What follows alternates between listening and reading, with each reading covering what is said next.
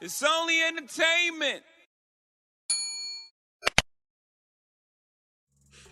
Welcome back to The Talking Hedge. I'm Josh Kincaid, capital markets analyst and host of your Cannabis Business Podcast. Today, we got Joey Bravo and Mitch Pfeiffer, both from Respect My Region. Guys, thanks for being on The Talking Hedge. Thank you for having us. Appreciate it. Yeah. So, Mitch, what is Respect My Region for those that don't know? Man, we're everything. No, we are a media marketing and brand in the cannabis and music space. We have a couple different arms of our business. What most people are familiar with is our online media publication, which was derived from a clothing and lifestyle and event brand. So while we are a media publication, we have some lifestyle components that are kind of unique to most media companies. And we also are a marketing agency within the cannabis and music space. And when we do music, it's predominantly hip hop, but that's kind of the genre and culture that we're derived from, but we do cover more than just that. And we're soon to have numerous products and some things out on the market, potentially, in the cannabis space. And we do have a CBD brand right now as well. Okay. Well, it's not just cannabis, I guess, right? It's not your total focus. You guys are into like music and whatever else. I mean, people tend to be good at what they like, right? So if you guys got into like trying to promote tap dancing or something, you might not be that successful.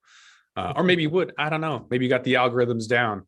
What was it about the industry that made you kind of pivot into cannabis, or has that always been a part of your life? I know, Mitch, you were slanging not 8 tracks out of your trunk, but weren't you selling some stuff out of your trunk for a while?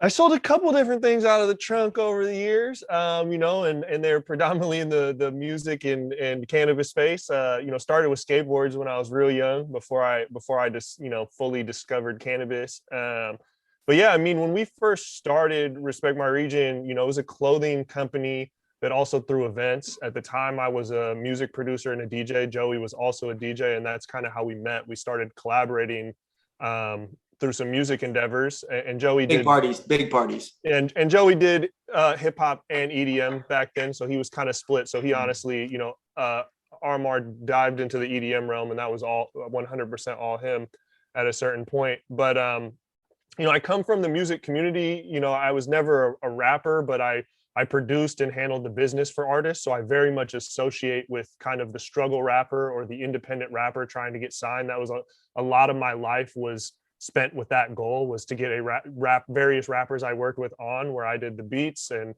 handle a lot of the business behind the scenes. So I spent a lot of time doing that. And all of that in the early days of RMR were all, funded from cannabis, pre-industry. So people can take that however they want to take it, but, very much involved with the commerce of cannabis at a fairly high level back then. And there wasn't much, education, or like I said, there was no industry. And so a lot of the connects, whether they're growers or eventually owners of dispensaries or collectives or caregivers, I was just in that world and very passionate about new strains and flavors and constantly finding better cannabis and having access to more strains and flavors. And so by the time cannabis got legalized, it was like, hey, we've already been doing this, and learning about this behind the scenes for so long.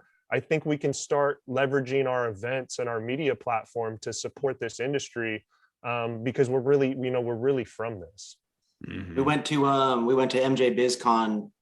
First off, I was working at Microsoft and we were blogging a ton. We were starting to get up to 90, I think 50, 60, 70 blogs a month, which was 2, 3, 4 a day. Mitch was writing a lot. I was writing a lot. Other people were writing 3 to 4 to 5 a week with us. And it got to the point where we were like, damn, we're putting in a lot of work. We're still not seeing revenue. And then I lost my job at Microsoft on the last day of my contract and didn't get re-signed, nothing like that. And so I went 90 days, 7 interviews at 7 different pot shops across Seattle and Bellevue and Renton and North Seattle, Everett, did one in Tacoma. Got to the second or third round where you meet the owners or the GM type of situation, and they all picked someone older than me and with better corporate experience. And the one person that gave me a shot was 23 years old, was a part of my interview for 3 minutes before a phone call took him out of the interview, and said, Joey, I love everything that you're saying. I need you to put together a game plan for how you're going to do this with me. If you're willing to grow with me, I'm willing to give you a shot. And that was October 2016. And that was less than an hour after being interviewed by Leafly for a brand ambassador program. So I was Leafly's first brand ambassador originally for their first program. And within an hour after that interview, I went to another one for a pot shot, my 8th interview, and got lucky. And at that point, it really changed my life, because all of a sudden we immediately were trained, medically certified in cannabis. So from day one, I knew more than 99% of other people about cannabis, except for growers.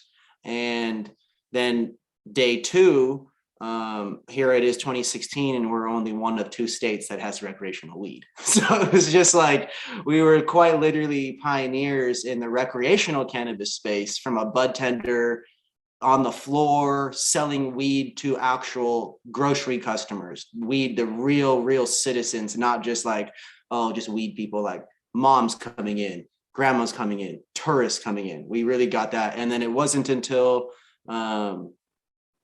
November of 2017, after being in the space for about a year, where we officially were like, all right, we are ready to go full force. We have footing. We've been places. We know people. We can do things. And so we did our first event in September of 2017, and then we did our first event with Cannabis in collaboration with Cannabis. Our first event with Cannabis, in like empowering the event, sponsors and smoking outside and things of that nature, the industry attending for free, shit like that. And September of 2017, and then we went to MJBiz right after that and realized everyone's really bad at marketing back then. And it was obviously, there was a lot of the Chad talk and the Canadian funding talk and this and that. And so we went there and talked to these people, and it was very clear that their eyes would light up when they were talking to us, and the passion, and that we were early. And so we wanted to, we quickly learned that the power of content could really help people and inform. And that's how we really fell into cannabis. So about 11 months after bud tending and just working and going to some things here and there, that it was like, all right, there's a lot left to be done here. So I just interviewed a couple folks, George Jage of MJ Brand Insights and MJ Unpacked. He said it's the year of the brand.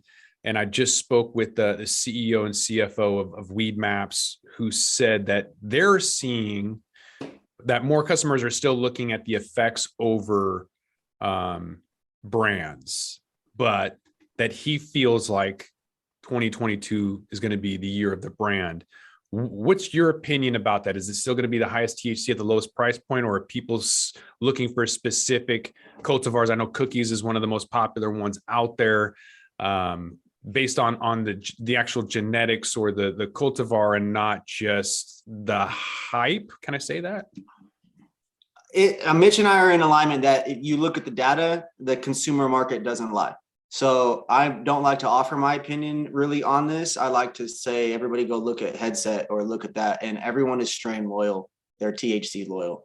They are dollar loyal. They are convenience loyal. So I will go against that and say there is not ever going to really be a year of the brand in cannabis, because consumer markets always dictate what they're going to buy. And although Cookies is the biggest brand, you'll definitely see that a Cookies customer per headset is going to buy more than just cookies, for sure. They buy 7 to 12 different products, and usually 7 to 12 different strains are are in their ecosystem of comfortability.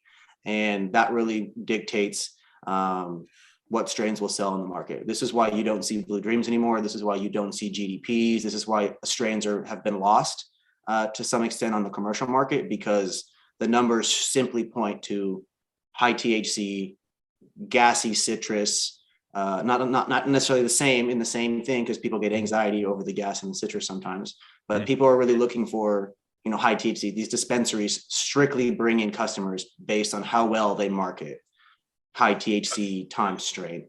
Unpack that a little bit, because I find that interesting that the Acapulco Gold and the White Widow and the Blue Dream and the wedding cakes and whatever else is going to be popular all kind of fade away. It's not because people are necessarily losing the seeds or genetics. It's because it's not a high enough THC percentage. I mean, when you look at the biggest states in the actual cannabis markets, the most customers are buying based on THC and strain. And if it happens to be a strain that they're familiar with, they're like, oh yeah, okay, cool. Like I'm comfortable with that.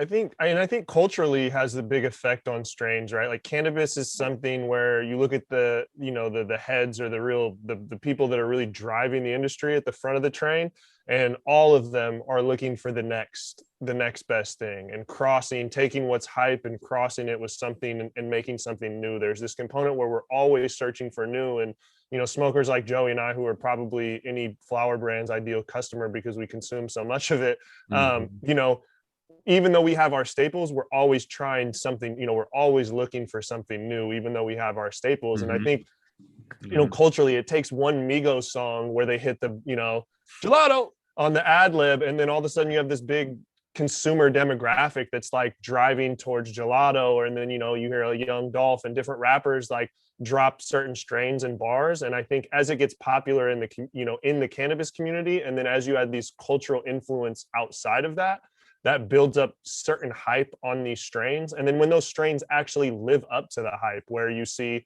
like a gelato is a great strain, you can get a high THC out of it, it's a great flavor, it's, you know, that one stood the test of time. Whereas you look at like a Purple Punch, had its quick little thing, but it's not anybody that knows anything, it's a pretty looking plant, but it doesn't deliver beyond that. So it had its little moment, but it didn't really live up past that little moment. And so it's kind of faded away. So I think culturally kind of dictates the strains. And I'll echo off of Joey's. I mean, when you look at data of what sheer volume of what's selling, it's THC and price point. I do think within that, brands that are able to bring a feel, a component, a look, a professionalism while catering to these THC and price point, I think they can carve out an audience, because that's how you recognize something off the shelf. That's how, oh, I want a high THC. Well, you don't just want that, you want it from this brand. And I don't think we're quite at that level. You know, again, the people driving the train, they're very brand conscious and they're there, but that's not the volume. You know, anyone that's a snob, like a personal consumer snob that really cares about brands on a high level, they're not a part of the demographic that's really purchasing volume. And I don't, like, to echo Joey's thing, I don't think we're there yet. So like in one stance and in one side of the conversation, I'll be like, yeah, the year of the brand, like that's already been here. It's not 2022, it's been here. But also when you look at the data, I still think that we're still a ways away from brands really carving out. And I think it really has to do with brands. So many brands don't hold a position, or they're all competing. It's the same thing in music. They compete for the exact same thing. Like they get caught in this rat race of competing with one another without understanding, like, hey, we're all fighting for the same goal, where there really can only be a 1, 2, or a 3 player there, but like 100 of us are fighting for that. And none of them are like, let me just go to the left or the right a little bit and just own this section of the market. And so once more brands kind of identify positioning and where they go in the market, and their brand aligns with their cost, their THC percentage and their offering, I think then we'll see brands really start to carve out more market share.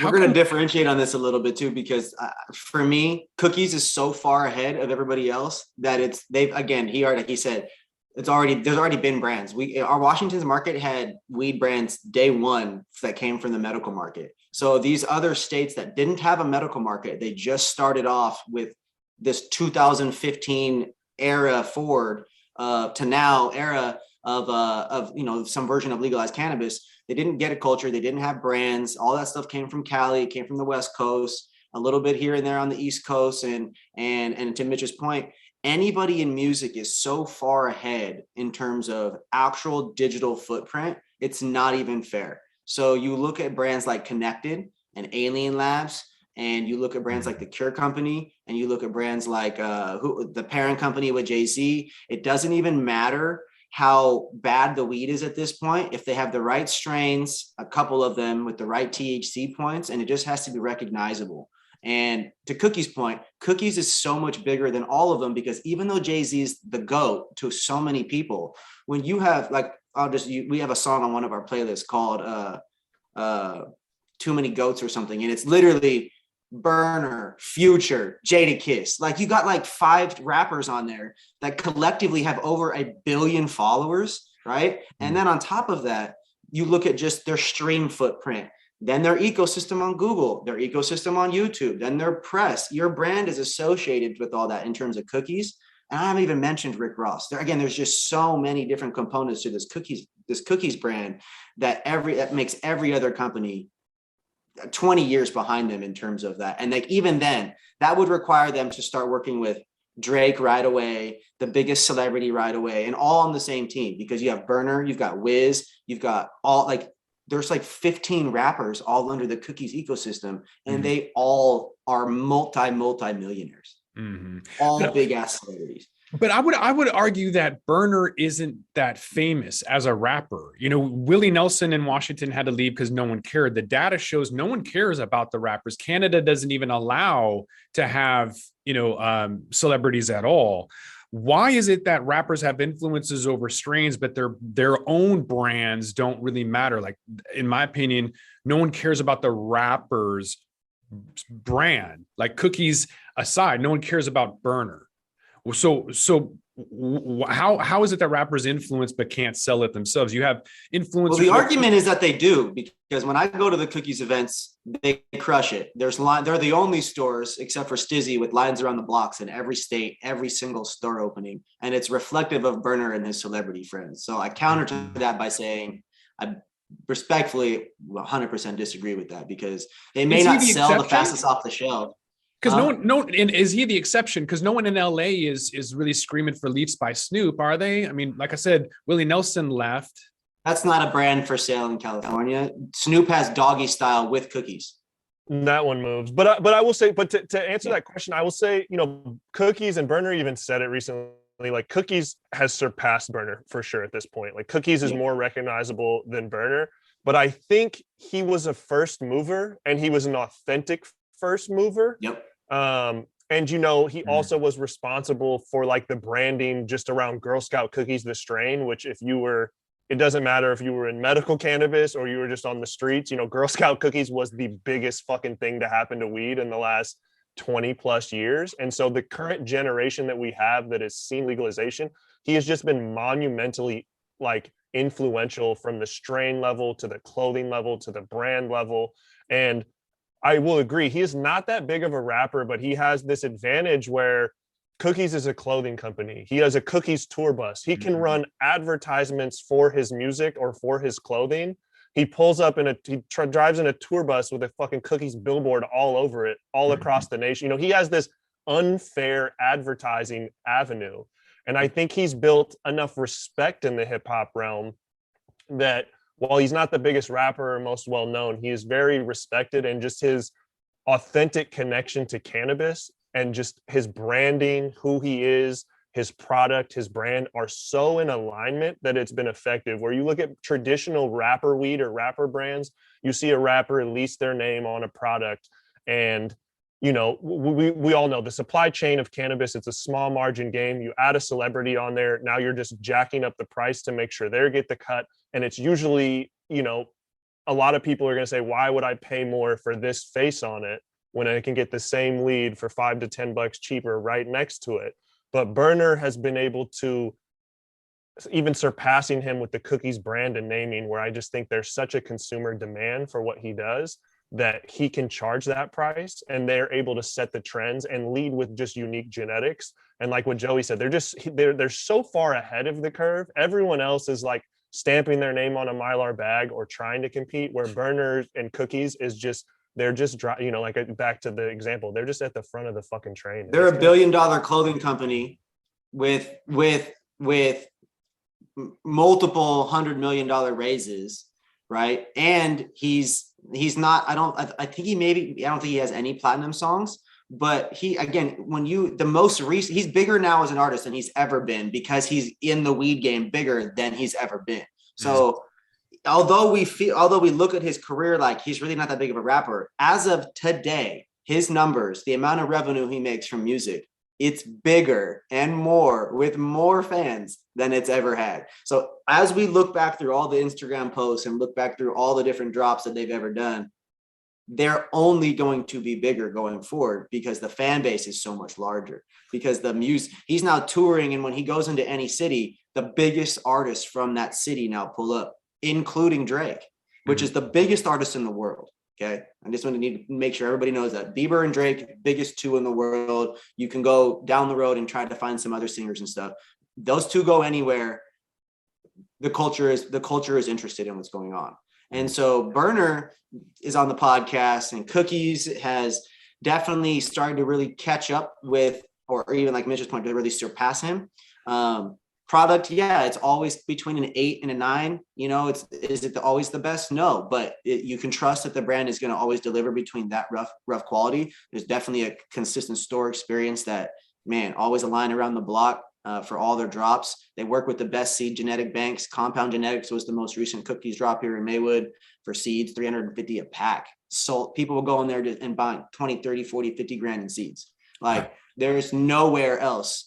There's no other dispensary in the world that does things like that. Yeah, culturally, you go to the cookie store on Maywood and you see guys and girls from all over the country in rented vehicles with chains on. You know, getting that cookies on Instagram is like it's a cultural standpoint where these other artists just haven't got to that level. I can't hold up a bag of whatever else and people are like, oh my God, how is it? You know what I mean? They've been able to carve out that name and demand that we just haven't seen elsewhere.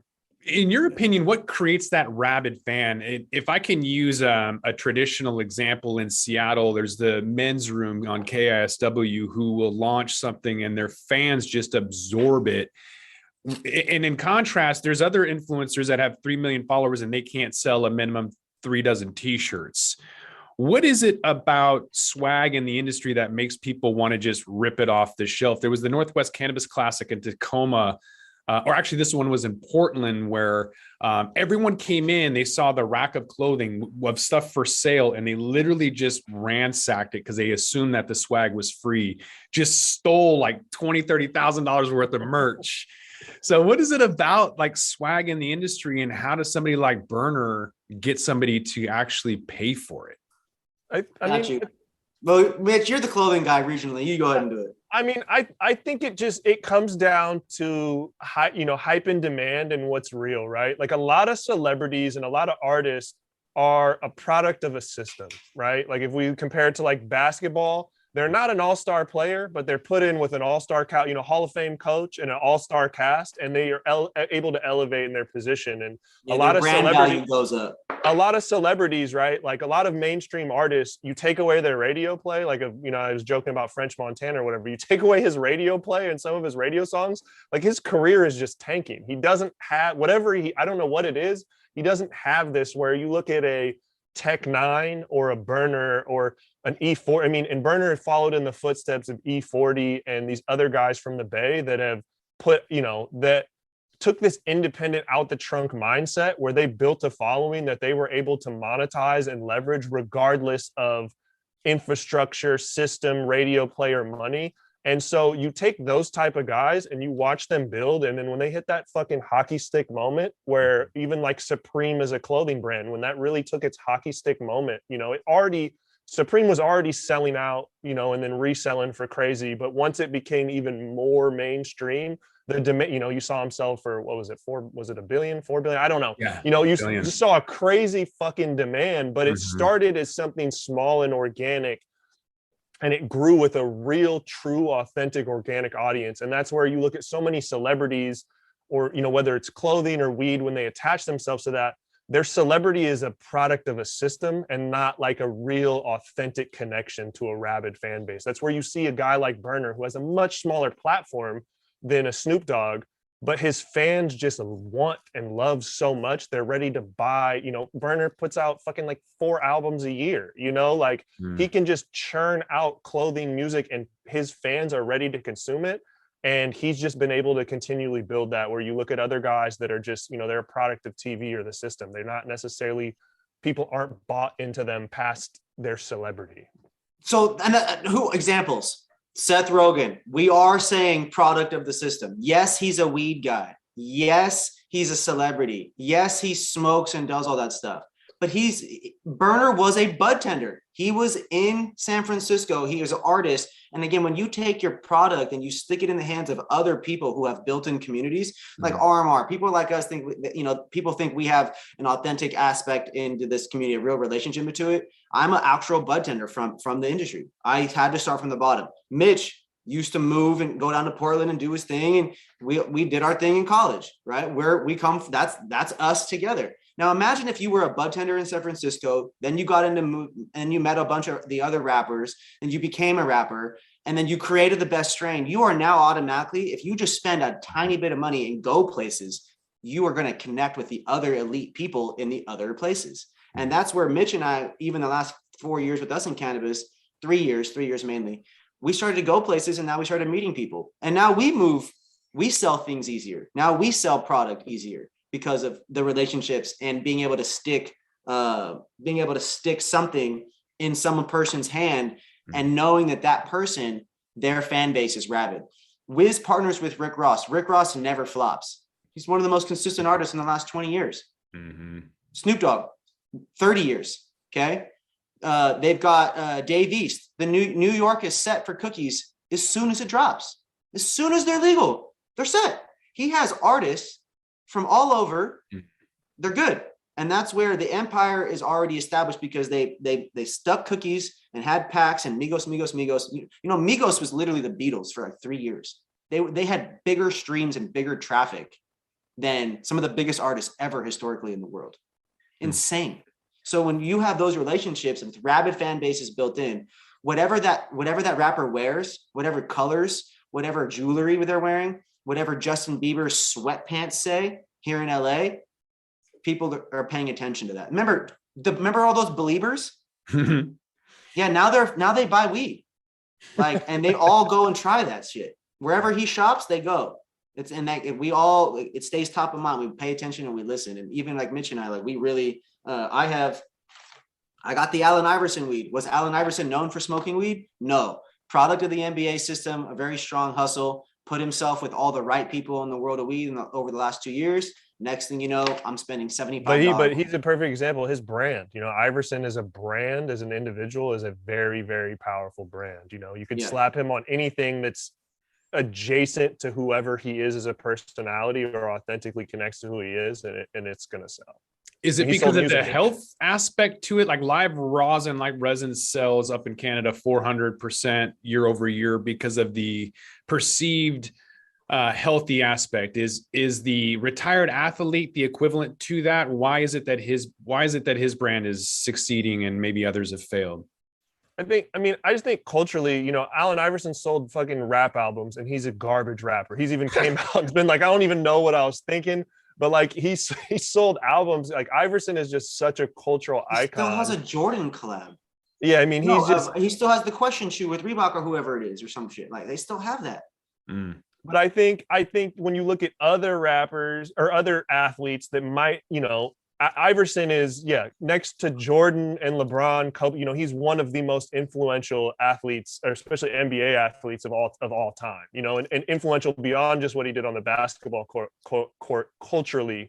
And I think that just gives him such deep connections. Where you look at other NBA players that might be starting cannabis brands or other celebrities, maybe they have an audience, maybe not, but if they don't have real deep cultural ties and connections, they're not going to move units. Maybe outside of there's going to be certain legends from certain cities that could attach to brands in a Boston or a Seattle, like Ken Griffey Jr., for example. If he came out with Steve LaBelle, Cookies Maywood had Steve LaBelle, who found Nipsey and owns a dispensary over here in the Valley called Lemonade, another Cookies partner. They had Gary Payton in the store. They had the Fior family there, the exhibit pulled up, the power behind some of these brands. Viola, it's not great cannabis, and it says from Green Dragon on here anyway. Like Viola bought weed from another grower to put in this bag, right, to match the quality. Nothing wrong with that, but it sells better because of the brand, the elite level of the brand. Seth Rogen, elite level of the brand. His product sold out. He wasn't happy with the quality of the flower in it. Product's not on the market right now. You know what I mean?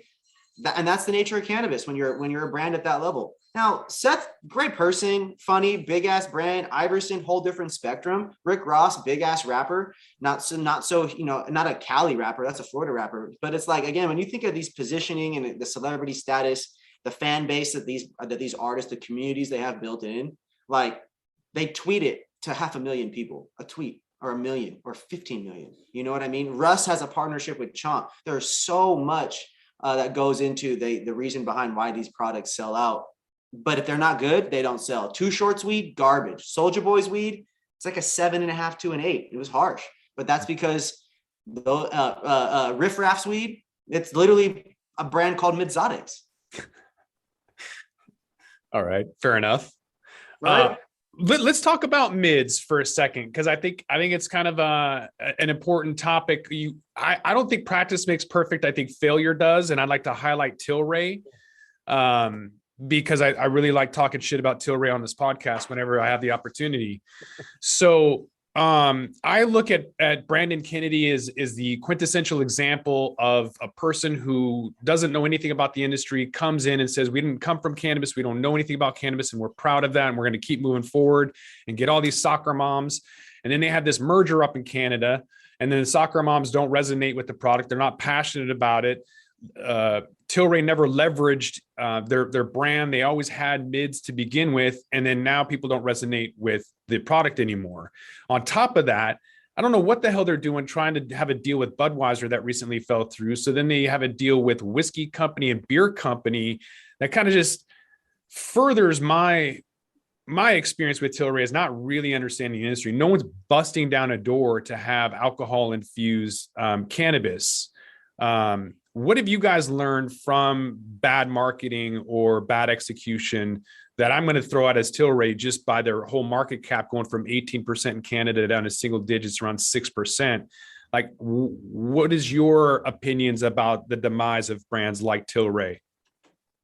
I mean, they never had a brand, right? Like they never had, they're recognized, they got big funding.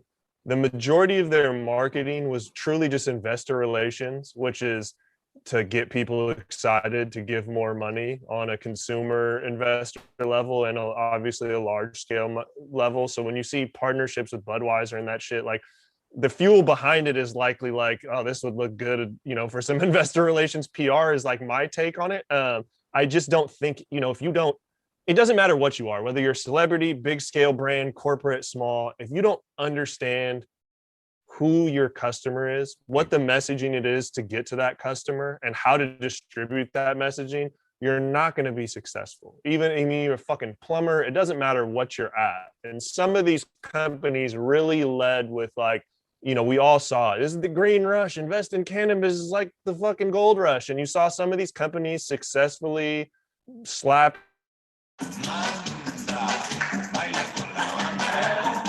Well, before we were so rudely interrupted by whatever the fuck that was, what were you guys saying about how to not fail, bad marketing and whatever? I mean, I think it's ultimately comes down to, true marketing is like really finding who the audience is, what's the messaging that's going to reach them, and distribute that message. And so often when we see cannabis, the guys who are on the stock market or build out big, the big nasty MSOs, because I know I hate the word MSO now because there's a lot of really cool craft brands that are technically MSOs. So I really don't like that stigma. But the ones that tend to get thrown in that big, bad, ugly MSO, which also isn't always, it's an inevitable thing. I'm not here to like bash that business model.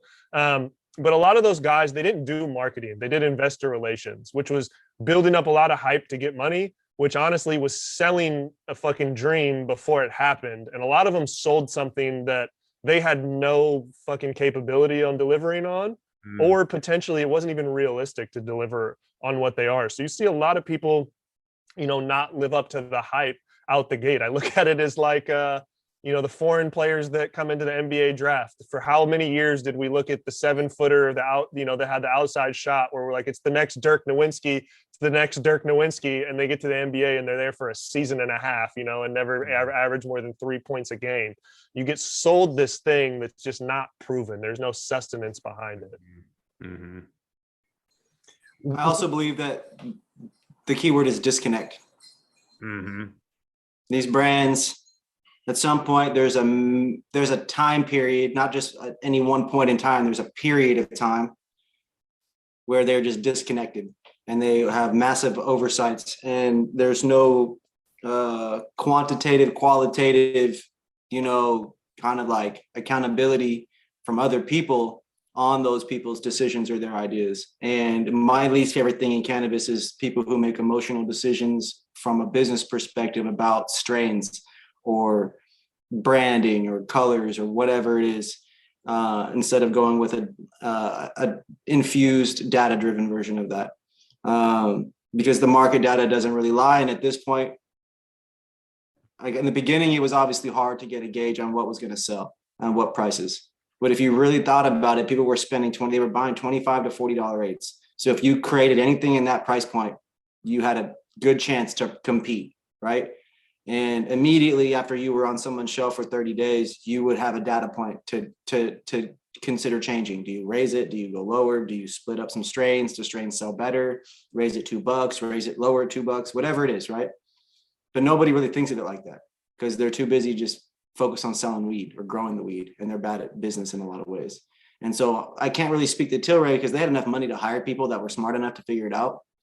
But I feel that those people in those days were supremely disconnected from the American market, which I was told yesterday, Canada has 38 million people or 40 million people across the whole country. California has 38 or 39 in the whole state. Mm-hmm. So it's just like you could have easily have identified that Toronto, the major cities with, bigger weed friendly demographics, they were going to be a little bit more familiar with cannabis than the rural areas that were probably more conservative and not really familiar with cannabis, the same way that the United States is. And that's where the key disconnect is those smart people, they just got too smart and they didn't break it down, and they were disconnected from the simplicities that cannabis really can be, which is it's retail. Mm-hmm. Yeah, they probably went into Saskatchewan and asked a bunch of people instead of Hamilton outside of Toronto that had like 200 medical shops, more than Starbucks, and decided, like Tilray jumping into Budweiser.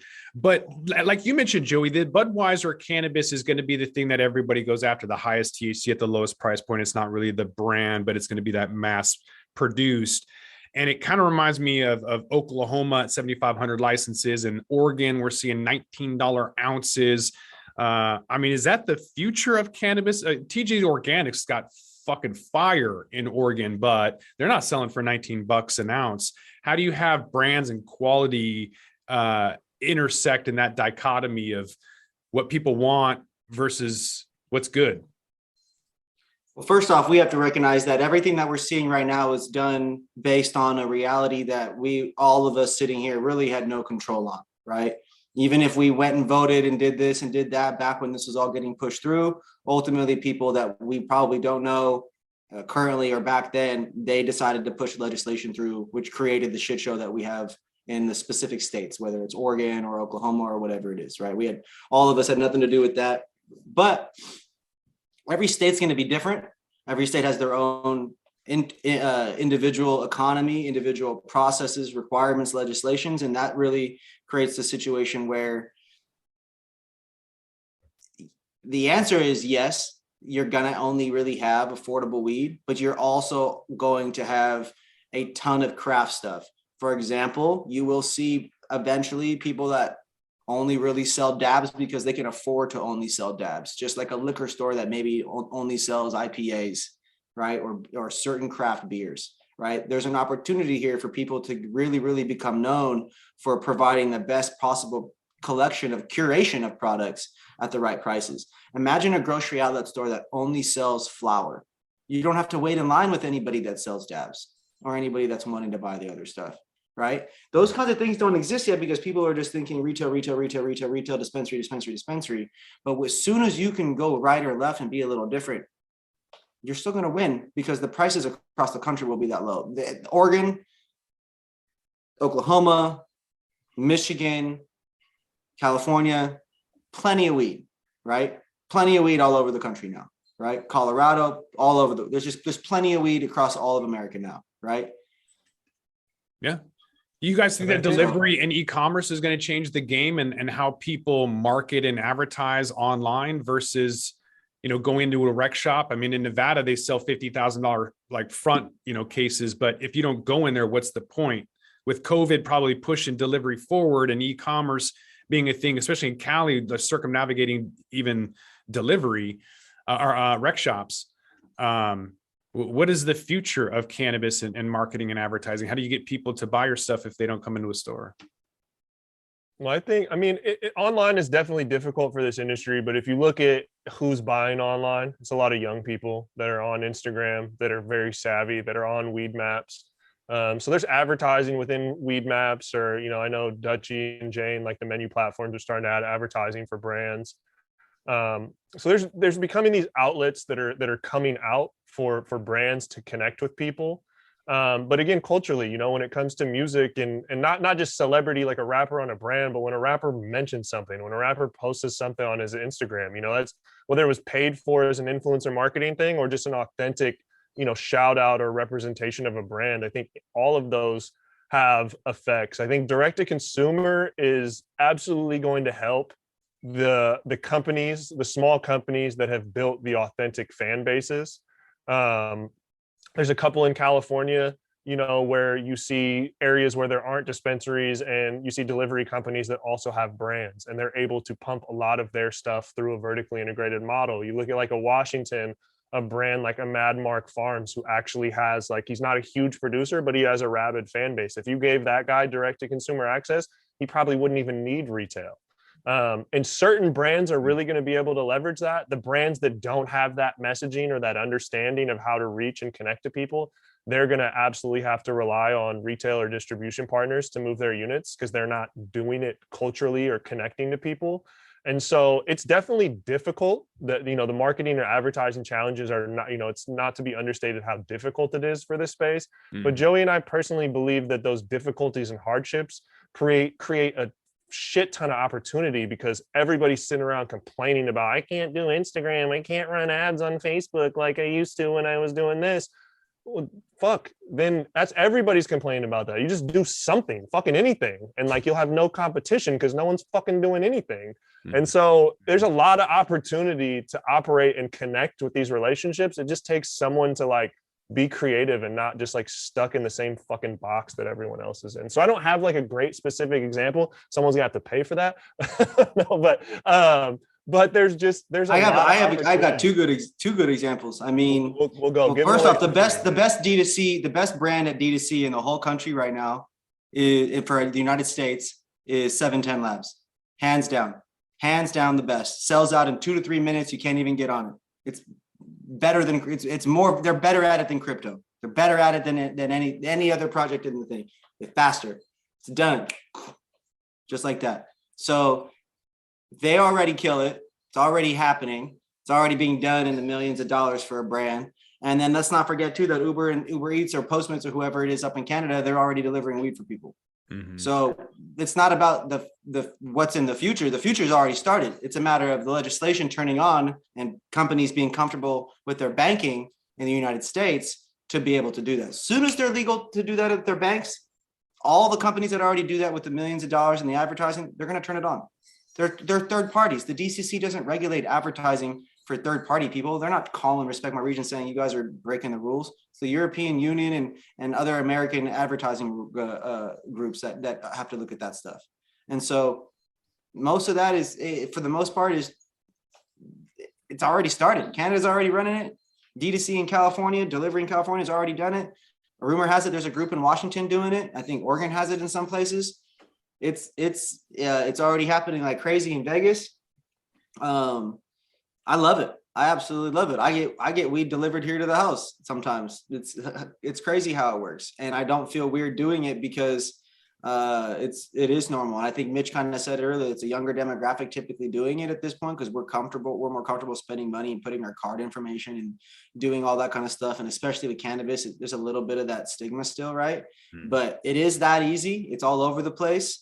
I sell a lot of weed to deliveries. They buy a lot of edibles, a lot of flour, a lot of pre-rolls, and a lot of vapes. And it's always extra cheap. Now, what do these brands do to market that, Josh? What do these brands do to get to the customer? The The first thing is SEO. Their brand has to be showing up in all the proper places, especially for the market that they're trying to market to. They don't sell houses, so they don't need to be on Zillow, but they definitely need to be on the weed version of that, which would be Leafly and Weed Maps and a couple of the other 3, 4, 5 sites that they might be able to integrate with.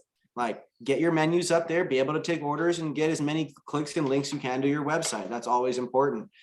We've noticed that most general websites or dispensaries that are not funded, if they're smaller ones, they start off with less than 12 pages on their website. When you start getting 30, 40, 50, 60, 80, 100, and we have 7,000 landing pages now on our website, blogs and other things that we've added on, your SEO and your power of your website, you start to not only build community depending on your content strategy, but you start to actually get clicks and views and rank much better. There's such things as Google reviews. Those are incredibly important. Engagement on YouTube is incredibly important. And then obviously all the other ones, Yelp, wherever reviews can be done, wherever people in your city are looking up reviews to go places, you want to be on that. On the West Coast, it's Weed Maps and Leafly. On the East Coast, I would imagine Google is probably dominating what Weed Maps and Leafly for things. And probably the Midwest too. So you answered my question about what are they doing? And I guess the follow-up to that is, are other companies looking at that? Do they want to be a legacy? Do they want to have a legacy in this market? When you talk to folks, do they have an exit strategy? Because I see that, Bruce Linton left Canopy with $3 billion that they had to write off from malinvestment. Aurora had $1 billion that they had to write off from malinvestment. When you talk about brands like Mad Mark and 710 Labs, they don't have that luxury. But Supreme got bought for about $1 billion, I believe. Or they went out and bought a bunch of companies for like $900 million. There was some $420 million valuations that had me scratching my head. Like that's a little weird. That's a red flag. What are you guys seeing in terms of what people want? Are they wanting to be a Larry's Handy Mart in a world of 7-Elevens, or do they know that, or do they think that there needs to be an exit strategy at some point? Both. And also too, don't forget, we're looking at it from a perspective of how it's set up currently today. Right. And how the framework from the last 10 years. So I think it's all going to shift. And I think the people that are at the top right now, Stizzy has the biggest footprint in California. Cookies has another big footprint. 710 Labs undoubtedly dominates the rosin concentrate space. And then you've got Wana Wild and a number of other and a number of other brands that are definitely positioned to not just take over the small retail that you're talking about, but also big brick and mortar retail. The CVS's, the Rite Aids, the Bartels. Remember in 2016, Mitch, when Amazon came out and said, who was it? Bezos said that he fully expects Whole Foods to be, to offer cannabis in a 21+ section, things like that. When they can sell it, ship it, move it, I fully expect it to be on somewhere like Amazon, where they're going to end up partnering with people. Cannabis is headed to the Tyson Chicken Nugget commercialization style. Unfortunately, if you want to be in that big space, it's going to end up being who's got the most greenhouses, who's got the most effective, who can grow to THC effectively, highest THC, certain strains and things like that. Right now, we're in an era of cannabis that's on the back end of stuff that we like. It used to be fun. It used to be fun, more exciting. In my opinion, the weed's better now than it's ever been, which is very scientifically obvious. But we're on the back end of a really fun frontier. It's only going to get more difficult and more taxed and, like, in my opinion, more commercial, more Costco style stuff. Like, I mean, again, imagine there will be a locker at Costco. You mentioned earlier about liquor with weed in it. Cali already has dealcoholized liquor with cannabis infused in it. So you get the burn of the alcohol, but you don't get the alcohol effect, right? And so people are of the belief, based on their research and their surveys, that that's a market for those big brick and mortar shops. There's 1 million bottles in a liquor store. They're going to be one of them. And I think for us too, like when we talk to people, I think it's a mixture. There's a small group of people that are unapologetically like, yeah, there's a window right now for us to run it up and get acquired by, when Joey's saying what's federal banking, whether it's national legalization or just the banking thing passes, right? We're dealing, even the biggest funds are literally only just weed friendly people. Yeah, we're going to see willing to risk their money. They're not like the biggest they can be. That's not Morgan Stanley shit. And some people are ready, and some people are trying to build for that moment where they can sell their company at way beyond what it's valued at this current moment and get that exit strategy. But there's also a lot, and I'll also say there's a lot of people in the I call it the craft market, the Pacific Northwest, that the guys that worked at a Boeing or something similar, or Amazon, who dumped a lot of their 401k into starting their cannabis business, and their goal was to get a more freed lifestyle, but their end goal was like, I'm trying to do this for 5 to 10 years and sell out, cash out on my assets. I know a couple guys like that, and they're not like trying to do it from a negative standpoint. I mean, whatever is anyone's exit strategy is their own prerogative, but there are those people that are like, I'm just trying to build this on paper so I can sell it. Some people are unapologetically that, but we do encounter a lot of people who I want to be here forever. And I mean, Joey and I used to hear this all the time. He used to fucking make me want to bust my head through the wall. It's like, when you think of X brand name, or when you think of weed, we want you to think of X brand name. And I've heard so many motherfucking people say that, where I'm like, well, 99.9% of you guys are not going to complete that mission. So I'd pick another goal. But anyways, you see people that are like, I want to be here forever. But to the point a couple of questions ago of, we are moving to, this corporatization of cheap weed, like on a very big level. And like what Joey was saying is there's plenty of room for craft. And we had a conversation with David Abernathy of the ArcView Group, who brought up this. I love it. I always have to give him credit. Put me onto this term, the culture of connoisseurship. And it's something that cannabis has, that wine has, that beer historically didn't have, but has had. And so people understanding and looking to those industries in terms of how it's segmented of, conglomerates, corporatization, and craft, and what craft companies do to thrive and what level they are. I think the people that are able to look to those models that are already established, it's somewhat what this model is going to look like. And they're able to build a brand in mirror of where certain things hold for not only the market now, but where it's inevitably going. I think they'll be able to successfully do that. But I think there's a lot of people that don't want to get bought out, that are going to get bought out because they're not forecasting properly. Yeah, I would agree with that. No coffee. I'm in Seattle, home of Starbucks. Is that going to take federal legalization to follow that, Pepsi, Coca-Cola regional bottling thing? Are you seeing, I guess I'm curious about stupid products that don't make sense, that you see people wanting to do chocolate covered espresso beans, anything that the data says don't do, people coming to you going, yeah, I want to be the Amazon of weed. And you're like, yeah, it's not probably going to happen. Because we don't even Chocolates. have chocolates. Don't do it. Too many? Yeah. It's saturated. Yeah, don't do it. They melt. They get dusty, and they get the chalkiness if you don't get the situation down. Yeah, I forget what it's called. There's like some kind of ingredients for preserving it, or whatever it is. But yeah, there's just skip on the chocolates. The gummy market, it's a race to the bottom. I like that you said the chocolate covered coffee beans. No coffee beans. Too niche. All right. Well, let those take your idea to the people that already do that. Let them manufacture for you. Do a 50-50 split. Right. Yeah. And don't do it by yourself and bet your whole career on it. A lot of what we see that's terrible ideas is usually the ancillary space, right? Where someone wants to be, like you said, whether it's the Amazon, the platform, or some sort of kooky smoking accessory. And like, there's been, I know Joey's probably specific examples. I don't want to put anyone on blast, but there's definitely been people that have like came and presented things where we're like, oh, that's just kind of like a novelty item you would sell. Oh, I'm trashing. I gotta trash these guys. No. I'm doing this one. I don't remember the company or the guy's name. It's all good. Okay. We all asked the tough questions. We were at a normal event. I won't say where, and the sunglasses, but you could pull it and smoke it like it was a pipe. And so you would just wear it on your face and it would smell. And we asked the questions and they just were like, and then we asked the questions like, how do you wash it? Oh my God. Just like, I don't know no why smokables on your face, man. Like no smokables on your face. If you have your weed but... smelling like weed smell on your face, cops comes up to you, talks to you, you smell like weed. Like, nah, come on, man. And there's a lot of that. That's just one example. There's a lot of that where you kind of ask a question like, oh, you're going for this cheeky novelty item. And they're like, no, like this is going to be the next thing. And you're just like, whoa. Oh, I got another one. I'm not gonna say who again, but this one really got me. Okay, so it was a bowl. It's a mesh. It's like a little mesh bowl. You know, like it would hold your coffee.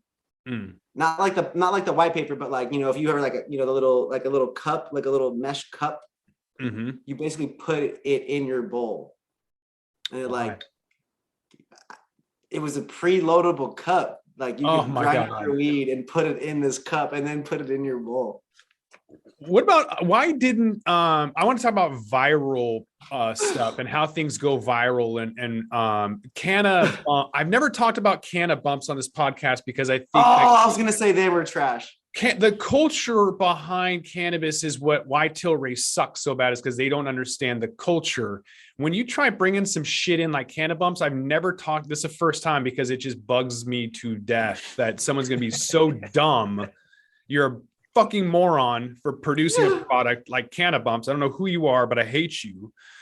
What was the other one? Oh, the ceramic dab, dab tabs. Those never took off because I don't think they understood the market as if, like, you know, soccer moms were gonna, you know, use these dab tabs or whatever.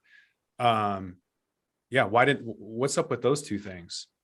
I mean, it's just misunderstanding the marketplace, right? Like when you look at cannabis, so much of cannabis is in the health and wellness, in the safety from other drugs. Like we're trying, and just the essence of cannabis legalization, we're trying to destigmatize this thing so heavily. Yeah. And you're like, let's make it look like cocaine. And you're just like, what the fuck, bro? Yeah. Like it's just going against culturally, you know, politically, like every direction that cannabis is going, it's going completely against the grain in a very friction-based way, which I'm against. Like I'm a big fan of disruption and not following the herd. You know, I'm a very, very big fan of that. But that one, it's just like, I don't know how there wasn't someone in that room.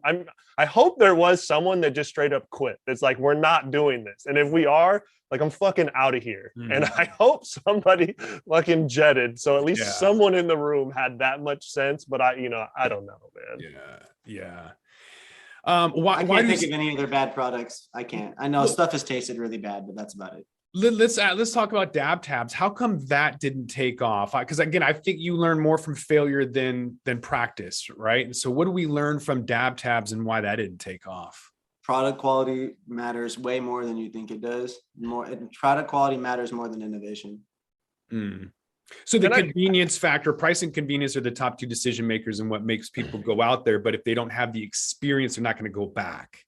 It's like those, if you saw the asthmatic inhaler for $120, you might be able to get a couple puffs and then it clogs. No one's going to come back for that ever. And they didn't. And that's why they're not on the shelves anymore.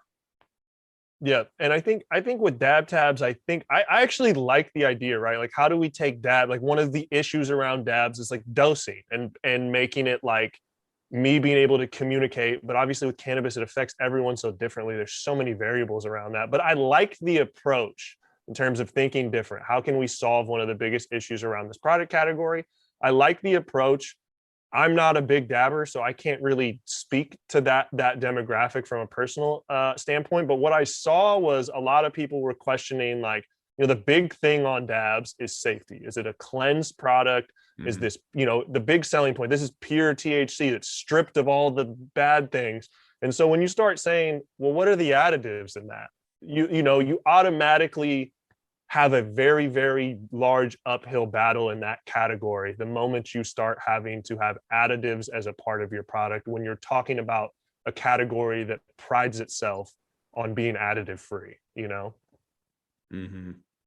They were bad because they were bad.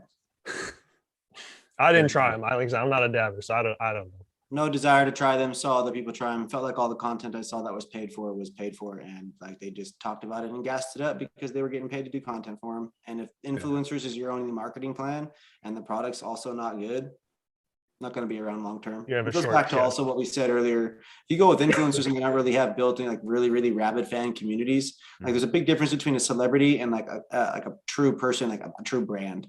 Like there's lots of famous people and they don't got people recognize them, but they're not going to go. They're not influenced by them. They're not brand influential. And it could be the standard person that you recognize from being in 50 different shows, but like they've never once worn or done anything that like you relate to in a way that influences your decision. Like maybe there's not a cool factor, and that's the cool thing. What's cool to Mitch and I, and cool to lots of other people in the world of music and like the strains that we smoke and shit like that. We're just a segment. Not everybody smokes how we smoke. Not everybody likes the strains that are the music that we listen to. They don't necessarily like the style of photography that we look and that we think brands like. It's all just oh yeah, we like that. That's tight. And we get good feelings, and good creativity comes from that. And we've created boundaries for that, for our own stuff, and that curation for across, the different things that we work in. And most brands just are really not good at that. And it creates a bad brand experience with a bad product experience. And then marketing always comes after that. And if they're bad at that too, it's just. Like in 2018, somebody gave me a dab tab. I put it in my wallet, totally forgot about it. And I just found it recently. So I've been rolling around like internationally and all kinds of stuff with this dab tab in my wallet. And I looked at it and it's, it looks like belly button lint or something. I'm not smoking that. But yeah, it held up for a while and didn't get me in trouble. So I'm thankful for that.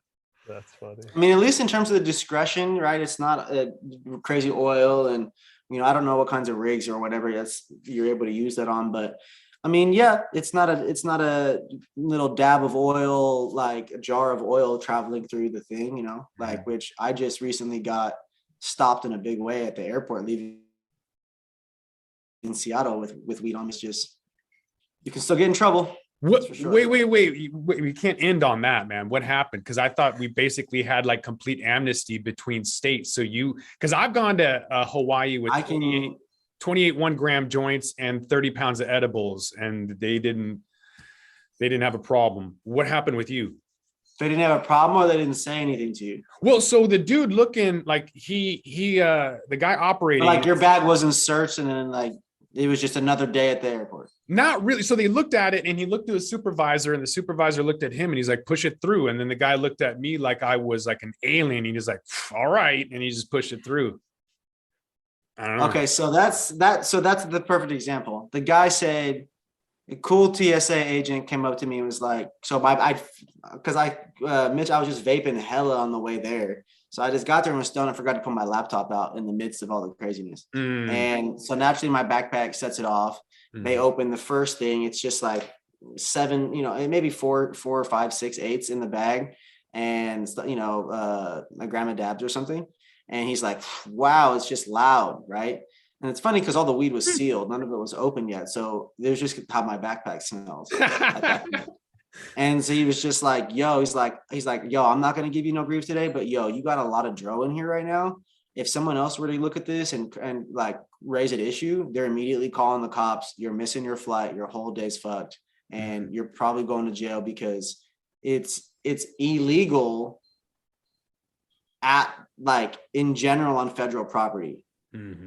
So it's like, once you're in the airport kind of situation and you're through security, yeah, you're good.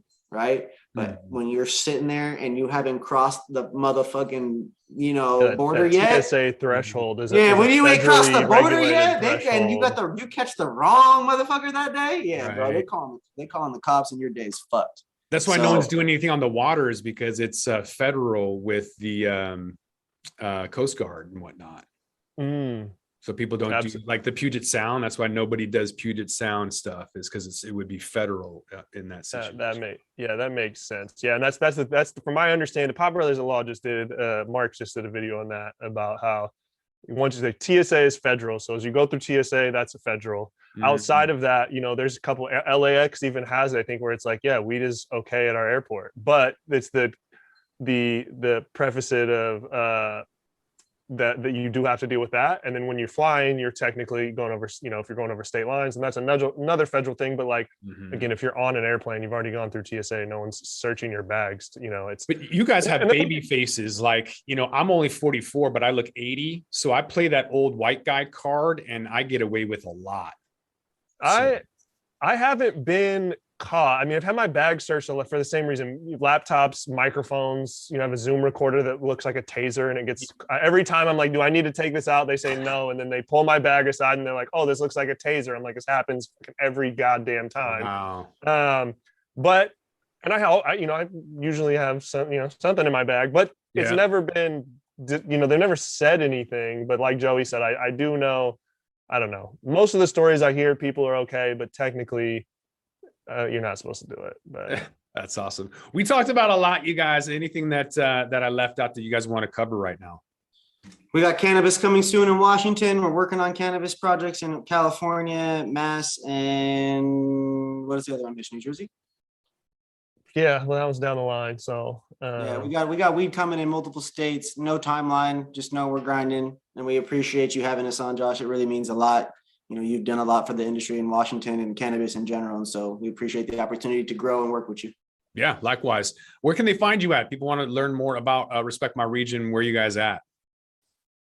respectmyregion.com, facebook.com/respectmyregion. All the platforms is Respect My Region except for Instagrams.usa, because like most people in the cannabis space, we're on like our 5th profile. But if you just type Respect My Region, or just, you know, I hate to Google it, but if you just Google it, I mean, we're fucking, you know, Spotify, we're on fucking everywhere at this point. So just search Respect My Region, and wherever you're at, and we're probably got a page there. All right. I think with that, we got to roll this one up. So I want to thank my guests, Joey Bravo, Mitch Pfeiffer with Respect My Region. Fellas, thanks for being on The Talking Hedge. Appreciate you, bro. Thank you. Appreciate you.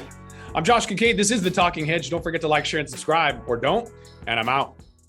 Don't forget to smash that like button on your way out and check out these other videos that we've got.